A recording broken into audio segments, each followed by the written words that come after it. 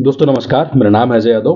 कि जैसा कि आप सभी जान रहे हैं कि हम सभी भी शिक्षक भर्ती की तैयारी कर रहे हैं और जो सबसे अभी जरूरी टॉपिक बन गया है ना आजकल, वो बन गया है रीजनिंग।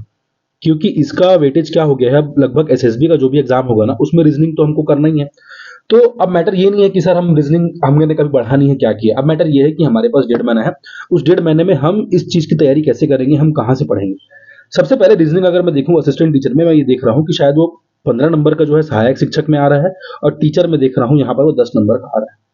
अगर दोनों का सिलेबस को देखूंगा तो लगभग कॉमन है, यानी कि और ऐसे बहुत से विद्यार्थी हैं। अगर वो डीएड किया होगा तो यार ऑब्वियसली वो सहायक शिक्षक भी भरेगा और शिक्षक भी भरेगा। तो कहीं ना कहीं वो उसको तैयारी जो है तो एक साथ दोनों करना पड़ेगा। अगर इसके सिलेबस को देखेंगे ना, तो ये सभी जो सिलेबस है वो लगभग लगभग सब सेम लिखा हुआ है।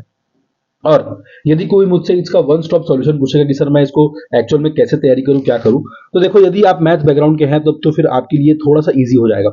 इजी क्यों होगा? क्योंकि कहीं ना कहीं अगर मैथ्स स्ट्रांग है तो मैथ्स के साथ साथ क्या होता है, रीजनिंग भी लगभग लगभग स्ट्रांग हो जाता है। क्योंकि जिनको मैथ्स अच्छा लगता है वो क्या करते हैं, साथ में रीजनिंग बनाते जाते हैं।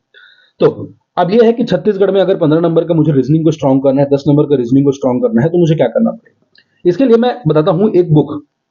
अब बुक ऐसा है कि मैंने इस बुक से खुद पढ़ा है, और मैं खुद एक गवर्नमेंट टीचर हूं। मैंने खुद सीटेट में 127 स्कोर किया हुआ है। तो कहीं ना कहीं इस बुक ने मुझे काफी हेल्प किया है छत्तीसगढ़ के एग्जामिनेशन को समझने के लिए। देखो, अगर ये एग्जाम छत्तीसगढ़ करा रहा है, अगर ये मतलब सीजीएसएसबी या सीजी व्यापम करा रहा है, तो ऑब्वियस सी बात है ना कि यार जो प्रीवियस ईयर का जो पैटर्न मैं पढ़ना चाहता हूँ वो मैं छत्तीसगढ़ गवर्नमेंट के एग्जाम से पढ़ूंगा। अब कुछ लोग क्या कर रहे हैं, एसएससी का एग्जाम लगा रहे हैं, रेलवे का एग्जाम का बुक उठा के पढ़ रहे हैं। कोई मतलब नहीं। क्योंकि अगर ये सिलेबस हमने डिफाइन कर दिया है कि ये सिलेबस है, तो कहीं ना कहीं जो क्वेश्चन है वो 95% इस सिलेबस के अकॉर्डिंग ही घूमेगा। इसके आगे आप इसके बाहर तो सिलेबस के बाहर जाएगा नहीं। तो यार जो क्वेश्चन बनाऊंगा वो बनाऊंगा ना जो छत्तीसगढ़ के एग्जाम्स में आता होगा। अगर वो छत्तीसगढ़ के एग्जाम्स में वैसे क्वेश्चन आते ही नहीं है और वैसे क्वेश्चन रेलवे एसएससी के हिसाब से बना रहे हैं, तो फिर ये जो तैयारी है वो सही दिशा में नहीं जा रही है। सबसे पहले आर्यभट्ट पब्लिकेशन की जो रीजनिंग की बुक आती है, मैं कह रहा हूं कि एक सॉल्व पेपर ले लो। सॉल्व पेपर से क्या होगा कि तुम्हें आइडिया मिल जाएगा। आइडिया कैसे मिलेगा? देखो, अगर मेरा ये देख लिया मैं कि अगर मैं देख लिया कि तर्क करना एक मेरा एक टॉपिक है, तो इसमें मैं खोजूंगा कि इस सब्जेक्ट में जो भी मेरा जितने भी पुराने क्वेश्चंस आए होंगे, देखो 2003 से लेकर अब तक के, मुझे इतना पुराना जानने की आवश्यकता नहीं है। देखो सॉर्ट पेपर अलग अलग, verbal non verbal English Hindi दोनों मीडियम के लिए आता है। तो मुझे कहीं ना कहीं ये समझ में आ गया कि कौन से बुक से सॉल्व करना है। ठीक है, अगर मुझे पता चल गया कि मुझे इस बुक से सॉल्व करना है तो उसका तरीका क्या होगा। दोनों पाठ्यक्रम को मैं देख रहा हूं, कंपैरिजन कर लूंगा। सबसे पहले याद रखना कि पीवाईक्यूज इंपॉर्टेंट है, खास करके ऐसे पीवाईक्यू जो 22, 23, 24 और 25 के एग्जामिनेशंस में आए हुए हैं। क्यों? मतलब 26 के भी एग्जामिनेशंस में आए हुए हैं। क्योंकि जो पैटर्न है वो इन 5 साल से क्रैक हो जाएगा। हो सकता है कि 19, 20 को भी हम देख सकते हैं, लेकिन मेरे हिसाब से 5 साल के रीजनिंग के क्वेश्चन आप देखेंगे तो आपको 100 प्लस रीजनिंग क्वेश्चन देखने को मिल जाएगा। उन 100 प्लस में अपने सिलेबस को आइडेंटिफाई कर लो कि हमारे सिलेबस से कौन कौन से क्वेश्चंस आए हुए हैं। और कहीं ना देखो, सिलेबस इतना बड़ा लिखा है लेकिन उसमें से 10 क्वेश्चन छांटने हैं। अब सिलेबस में लिखा है 20 टॉपिक, अब 20 टॉपिक में यार 10 क्वेश्चन निकालना है, तो क्या प्रैक्टिकली पॉसिबल है कि वो मतलब 10 क्वेश्चन निकाल पाएगा? निकालेगा, लेकिन वो उन 10 क्वेश्चन को निकालेगा जहां पर वो प्रीवियस ईयर्स को बार बार पूछा हुआ है कि नहीं। तो यार अगर यहाँ पर 15 मार्क्स से पूछा है तो मुझे पता है कि टॉपिक तो 25 से प्लस टॉपिक है। तो ऐसे कौन से टॉपिक है जो 10 जो कम इंपॉर्टेंट है, उसको आप कैसे छाटेंगे? उसको आप छाटेंगे पीवाईक्यू से, मतलब प्रीवियस ईयर के क्वेश्चन से।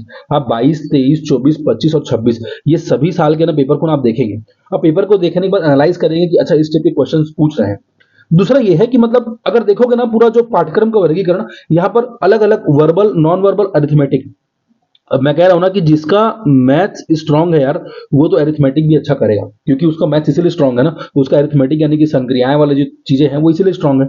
वर्बल और नॉन वर्बल के लिए जरूरी नहीं है कि आपका एक मैथ्स बैकग्राउंड हो। कई बार अच्छे मैथ्स वाले स्टूडेंट भी वर्बल और नॉन वर्बल में मार्क आ जाते हैं, क्योंकि ये कहीं ना कहीं एक तर्क शक्ति है, लेकिन ये शाब्दिक और अशाब्दिक है कि शब्दों को किसने अच्छे से समझा।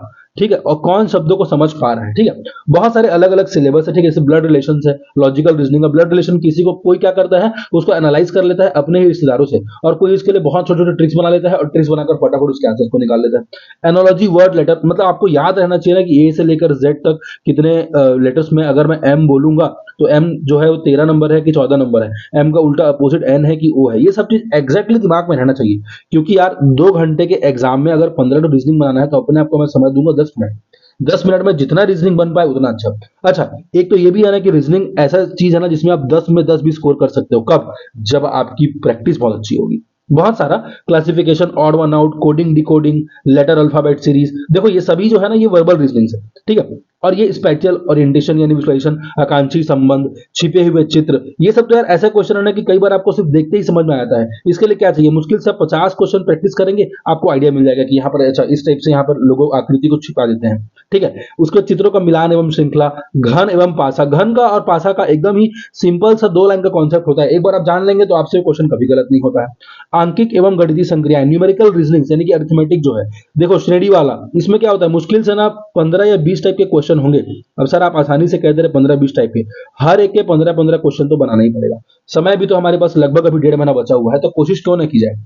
वर्ग एवं अंक याद कर लो, हर एक वर्ग याद कर लो, हर एक का घन हर एक का क्यूब याद कर लो। ठीक है, तो यहाँ पर देखो ये मैंने कुछ इंपॉर्टेंट चीज लिख दिया है जो कि यार नॉर्मल रीजनिंग पढ़ने वाले को ही पता है कि हमें क्या करना है। ठीक है, तो ये मेरे को समझ में आया कि सर मेरे को इस प्रकार से करना है। दूसरा ये है, बुक के लिए मैंने बता दिया कि आपको बुक लेना है कौन सा, आर्यभट्ट पब्लिकेशन का। अगर आपको यूट्यूब जो है सबसे बड़ा, इसको यूज करिए। यूट्यूब के कैसे यूज करिए, अगर हर एक टॉपिक को खोजो ना, हर एक टॉपिक को, अगर मैंने आप लोगों को यहाँ सिलेबस डिकोड करके दे दिया है कि ये सारे सिलेबस है, तो आप सिलेबस को पकड़ो और सिलेबस का हर एक चीज का यूट्यूब खोजो। यूट्यूब में टॉपिक खोजो और टॉपिक खोजने के बाद तुम ये देखो कि संबंध देखना, तर्क देखना, इस पे 1 घंटे का कोई ना कोई एक ऐसा लेक्चर मिल जाएगा जो आपको बहुत हेल्पफुल होगा।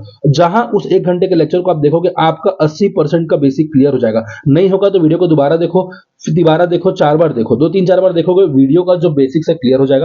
तुरंत जैसे ही ये कंप्लीट होता है, आप क्या करो, अपने आर्यभट्ट की बुक को खोलो। आर्यभट्ट की बुक में जितने भी प्रीवियस ईयर क्वेश्चंस दिए गए हैं, बनाओ, प्रीवियस ईयर क्वेश्चन से एनालिसिस करो, एनालिसिस के बाद तुम क्या करो, उसके आंसर्स को निकालो और किसी भी तरीके से रीजनिंग में 10 में से 10 स्कोर करो। हालांकि मैं भी अपने YouTube चैनल पर जीरो से हीरो सीरीज रीजनिंग की लाने वाला हूं, और आप उस वीडियो से, आप उस चीज से फायदा उठाना चाहते हैं तो कृपया करके मेरे चैनल को सब्सक्राइब करिए। Thank you guys.